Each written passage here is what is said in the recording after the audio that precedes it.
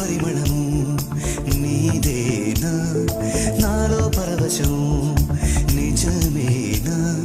బొండు మల్లి పువ్వు కన్నా తేలికగు నీ సోకు రెండు కళ్ళు మూసుకున్నా లాగు మరి నీ వైపు సొగసును చూసి పాడగా